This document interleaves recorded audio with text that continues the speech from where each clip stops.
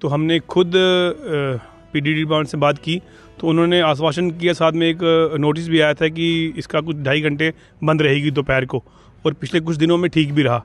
तो अभी कुछ 2-4 दिनों में फिर से लाइट सुबह भी जा रही है, कुछ अनटाइमली कट्स हो रहे हैं। तो 26 के बाद फिर से डिपार्टमेंट से बात करेंगे और देखेंगे कि कहाँ पे उनको परेशानी आ रही है।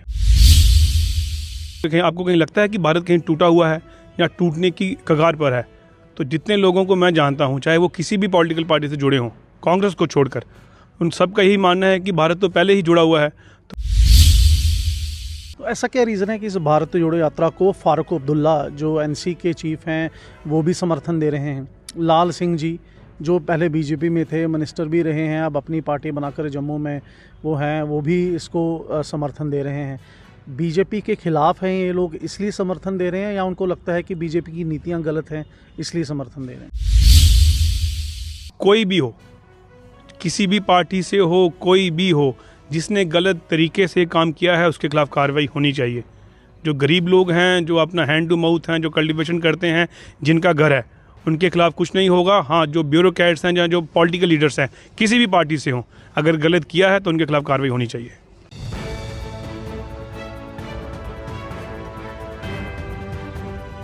नमस्कार, मैं हिमांशु शर्मा NH1 न्यूज़ में आप सबका स्वागत करता हूं। आज हमारे साथ ऐसे शख्स खड़े हैं कि बड़े ज़माने से मेरी अपनी खुद की इच्छा थी कि इनको इंटरव्यू किया जाए। अब ये रियासी डिस्ट्रिक्ट बीजेपी के प्रधान भी हैं और आज हमारे साथ खड़े हैं, इंटरव्यू करने के लिए राज़ी हो गए। रोहित जी, स्वागत है आपका NH1 न्यूज़ में। हिमांशु जी, पहले तो आपका धन्यवाद, और आपके माध्यम से, NH1 के माध्यम से आपको और सभी दर्शकों को जय माता दी। रोहित जी, सबसे पहले शुरुआत रियासी से ही करते हैं। रियासी डिस्ट्रिक्ट बीजेपी की अगर बात करें, आप उसके प्रधान हैं, आपका ऑफिस भी रियासी में है, लेकिन ऑफिस तक पहुंचने के लिए जो सड़क है उसकी हालत खस्ता है। आए दिन मीडिया में, आए दिन लोग भी वीडियोस पोस्ट करते हैं।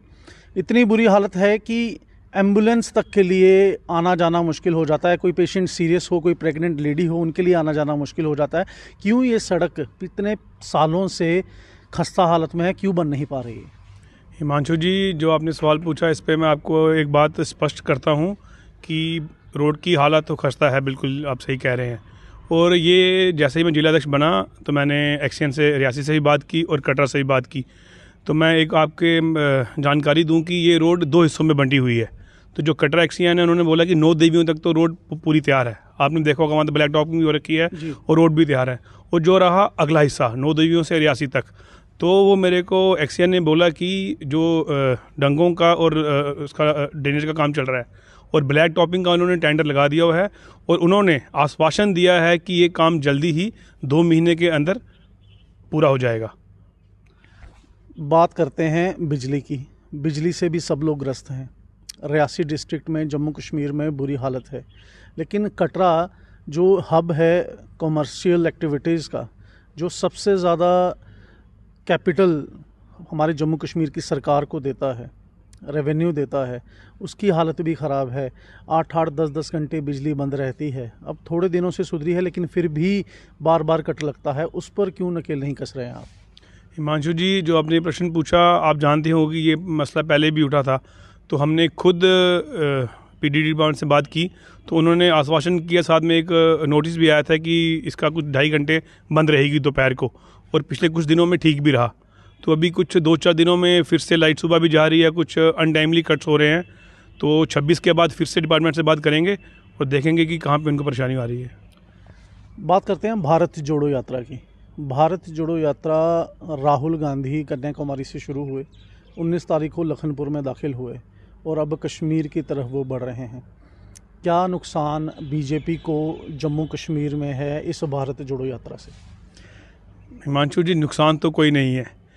पहला प्रश्न सिर्फ मैं आपको ही नहीं, हर कोई जिनको मैं जानता हूँ, चाहे वो किसी भी पॉलिटिकल पार्टी से रखता हो, तो सबका प्रश्न यही है कि क्या आप बताएं, क्या भारत जोड़ो कहीं आपको कहीं लगता है कि भारत कहीं टूटा हुआ है या टूटने की कगार पर है? तो जितने लोगों को मैं जानता हूँ, चाहे वो किसी भी पॉलिटिकल पार्टी से जुड़े हों, कांग्रेस को छोड़कर, उन सब का यही मानना है कि भारत तो पहले ही जुड़ा हुआ है। तो कांग्रेस जोड़ने की तो कहीं भारत जोड़ने की तो कहीं बात ही नहीं आती है। और अगर भारत किसी ने जोड़ा है तो आप जानते होंगे जम्मू कश्मीर की हिस्ट्री। आज़ादी के बाद अगर किसी को जम्मू कश्मीर में आना होता था उसके लिए परमिट सिस्टम था, बिना परमिट के आप जम्मू कश्मीर अंदर आ नहीं सकते थे।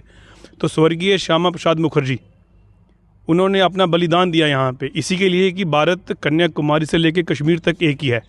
तो उनका मानना था कि परमिट सिस्टम ख़त्म होना चाहिए और जम्मू कश्मीर भारत का अभिन्न अंग है, तो इसके एंट्री के लिए कोई परमिट की ज़रूरत नहीं है।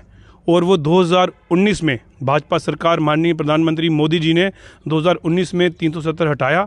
उससे पहले जम्मू कश्मीर में 2 विधान 2 निशान 2 प्रधान, तो ये तो कांग्रेस की नीतियाँ ही थी जिसकी वजह से जम्मू कश्मीर अलग था जी। तो अगर कांग्रेस जोड़नी हो, इसका नाम अगर राहुल गांधी जी ने और कांग्रेस पार्टी ने रखा होता कांग्रेस जोड़ो यात्रा, तो ज़्यादा अच्छा रहता। आपका कहने का मतलब है कि इस तरह की यात्राओं से कांग्रेस को अपलिफ्ट किया जा रहा है? बिल्कुल, ये सिर्फ एक पॉलिटिक्स है जो अपने आप के कांग्रेस पार्टी को गेन करने के लिए किया जा रहा है। भारत तो जुड़ा हुआ है। 2014 के बाद जितनी भी माननीय प्रधानमंत्री द्वारा पॉलिसीज़ आई हैं वो जाति धर्म से उठकर आई हैं। आप खुद हर कहीं रिपोर्टिंग करते हैं। आज की डेट में पंचायत में देखो मकान बन रहे हैं, फ्री राशन, जितनी भी स्कीम्स आई हैं वो हर वर्ग को जा रही हैं। तो ये तो बस एक पॉलिटिकल गिमिक है जो अपने आप को कांग्रेस गेन करने के लिए ये भारत जोड़ो यात्रा चला रखी है। तो ऐसा क्या रीज़न है कि इस भारत जोड़ो यात्रा को फारूक अब्दुल्ला जो एनसी के चीफ हैं वो भी समर्थन दे रहे हैं, लाल सिंह जी जो पहले बीजेपी में थे, मिनिस्टर भी रहे हैं, अब अपनी पार्टी बनाकर जम्मू में वो हैं, वो भी इसको समर्थन दे रहे हैं। बीजेपी के खिलाफ हैं ये लोग इसलिए समर्थन दे रहे हैं या उनको लगता है कि बीजेपी की नीतियां गलत हैं इसलिए समर्थन दे रहे हैं? ये ना बीजेपी के खिलाफ है ना नीतियों के खिलाफ है। ये जो इनकी अपनी ज़मीन खिसक चुकी है ये उसको बचाने के चक्कर में है। आप खुद जानते हैं 2 साल पहले यहाँ पे जिला परिषद चुनाव हुए, तो अगर इनमें इतना दमखम होता ये तब भी अपने अपने पार्टी के चिन्ह पे चुनाव लड़ते। ये उस समय भी डर के मारे सब इकट्ठे हुए, गुपकार गैंग बनाई और सब ने इकट्ठे होकर चुनाव लड़ा, और फिर भी जम्मू कश्मीर में single largest party Bharatiya Janata party ही आई। अभी भी इन सबको एक मौका मिला है कि किसी बहाने सब इकट्ठे हो जाएं और जब कभी भी चुनाव हो तो ये इकट्ठे होकर चुनाव लड़ें, यही इनका कारण है। बीजेपी अगर आप कह रहे हैं कि हर तरह की स्कीम्स ला रही है, फिर ये ऐसी स्कीम क्यों लाई कि अब वो लोगों की ज़मीनें भी छीन रही है और इसके खिलाफ काफ़ी पार्टीज़ ने अब मोर्चा खोल दिया है। कई जगह पे हमने देखा प्रोटेस्ट रैलीज, खासकर जो अभी नई गठित पार्टी है डेमोक्रेटिक आज़ाद पार्टी, उन्होंने राजौरी में भी प्रोटेस्ट किया, किश्तवाड़ में भी प्रोटेस्ट किया इसके खिलाफ बीजेपी आवाज़ क्यों नहीं उठा रही है? देखिए हिमांशु जी, मैं आपको एक स्पष्ट करना चाहूँगा कि जो ये ऑर्डर आया ये कोई बीजेपी का या सरकार का नहीं था। ये हाई कोर्ट का ऑर्डर था कि जो स्टेट लैंड वापस ली जाए। और ये जब 2001 में रोशनी एक्ट आया है 2001 में, उसके बाद भी काफ़ी लोगों ने इसके खिलाफ पीएल की है और ये केस ऑलरेडी सबजेक्टिव है सुप्रीम कोर्ट में। उसके बाद भी अगर हाई कोर्ट का ऑर्डर आया है उसके कहने पर ब्यूरो रेवेन्यू डिपार्टमेंट की तरफ से नोटिस निकाला गया, तो मैं आपसे बिल्कुल सहमत हूं कि जैसे आप जानते होंगे कि भाजपा की तरफ से हमारे प्रदेश अध्यक्ष माननीय रविंद्र राणा जी की स्टेटमेंट आई है। उन्होंने बोला हुआ है कि गरीबों के साथ कभी भी गलत नहीं होगा और ना गलत होने देंगे, तो मेरा स्टैंड भी वही है। और रहे बात जो अभी स्टेट के हेड हैं LG मनोज सिन्हा जी, उनकी भी एक स्टेटमेंट आई है कि गरीबों का कुछ नहीं होगा। जिन्होंने मैसिव लैंड इंक्रोचमेंट की है शहरों में, जो इसका कमर्शियल बेनिफिट ले रहे हैं, या उस समय पॉलिटिकल या ब्यूरोक्रेट जिन्होंने बेनिफिट लिया है उनके खिलाफ कार्रवाई होगी।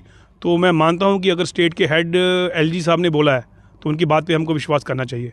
अगर जो ये आप कह रहे हैं अगर ऐसा होता है तो ठीक है, लेकिन जो बीजेपी के नेता जिनके नाम भी शायद लिस्ट में हैं यहाँ आ सकते हैं, तो फिर आपकी पार्टी उनके साथ क्या करेगी? हिमांशु जी, कोई भी हो, किसी भी पार्टी से हो, कोई भी हो, जिसने गलत तरीके से काम किया है उसके खिलाफ कार्रवाई होनी चाहिए। जो गरीब लोग हैं, जो अपना हैंड टू माउथ हैं, जो कल्टीवेशन करते हैं, जिनका घर है, उनके खिलाफ कुछ नहीं होगा। हाँ, जो ब्यूरोक्रेट्स हैं या जो पॉलिटिकल लीडर्स हैं, किसी भी पार्टी से हों, अगर गलत किया है तो उनके खिलाफ कार्रवाई होनी चाहिए। क्या सोच रखते हैं आप कटरा के बारे में, खासकर हालांकि आप रियासी के बीजेपी के इस समय प्रधान हैं, लेकिन कटरा आपका होम टाउन है और कटरा को एक मैसिव चेंज की ज़रूरत है। पुराना कटरा इतना पुराना हो चुका है कि अब सड़कें हैं, गलियां हैं, उनको अब बदलने की ज़रूरत है, थोड़ा हुलिया चेंज करने की ज़रूरत है। तो आपके मन में क्या प्लान है, थोड़ा कटरा वासियों को भी बताएं इस बारे में। देखिए हिमांशु जी, आप बिल्कुल बात सही कही कि कटरा हमारा ओल्ड टाउन है, काफ़ी पुराना है, और जो सिस्टम बना हुआ है गलियों का वो तो रहेगा। और कुछ साल पहले गलियाँ फिर से नए तरीके से बनी है। बिल्कुल मानना है कि गलियां फिर से टूट गई। कटरा में ट्रैफिक इतनी होती है कि गलियां उस हिसाब से रखाव नहीं होता है। बाज़ार का काम चल रहा है, काफ़ी लोगों को परेशानी आई, अब ऑलमोस्ट 70% बन चुका है और आप खुद मानेंगे कि अब देखने में लगता है कि काफ़ी सुंदर बाज़ार बन रहा है। इसके साथ साथ हमारा बिल्कुल मानना है कि कटरा में कोई नए तरीके से डेवलपमेंट होनी चाहिए, कोई नए प्लान्स बनने चाहिए। तो इसके लिए मैं ये कहूँगा कि सिर्फ बीजेपी नहीं, कटरा के जितने भी निवासी हैं एक मंच पर आएँ, इकट्ठे बैठें, कटरा को किस तरह से एक नए रूप में डेवलप किया जाए, तो सबकी बात सुने और सब मिलकर काम करें। तो यही सोचा कि कटरा का कुछ ना कुछ तो नया, जो कटरा डेवलप हो रहा है, आसपास नया टाउन बन रहा है, वहाँ सब बैठ के अपनी अपनी बात रखें और जो भी अच्छा होगा तो सब मिलकर करेंगे।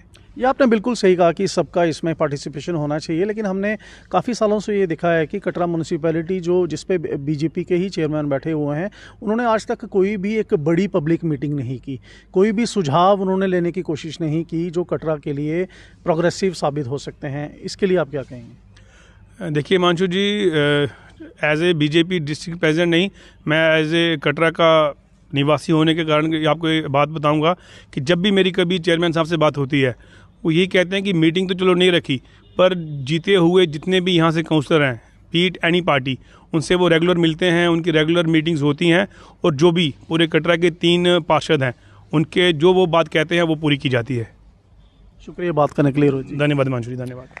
रोहित दुबे जी की बातें आपने सुनी, चाहे वो कटरा के डेवलपमेंट की बात हो, भारत जोड़ो यात्रा की बात हो, या फिर रियासी कटरा मार्ग की बात हो, या फिर बिजली की बात हो। उन्होंने साफ कहा कि ये सब चीज़ें अब थोड़े ही समय में पूरी की जाएंगी। बिजली की कटौती फिर से 3-4 दिन से बढ़ी है, उसके लिए फिर से बात पीडीडी डिपार्टमेंट से की जाएगी। एक्सीएन साहब से बात हुई है कि जैसे ही साइडवेज का काम पूरा होगा तो रियासी कटरा सड़क का निर्माण कार्य जो है वो भी शुरू हो जाएगा। और भारत जोड़ो यात्रा के इन्होंने कहा कि ये भारत जोड़ो यात्रा नहीं है, ये कांग्रेस के उत्थान की यात्रा है। अब आप मुझे दीजिए इजाज़त। मैं हूं हिमांशु शर्मा, कैमरामैन प्रदीप सिंह के साथ श्री माता वैष्णो देवी कटरा से।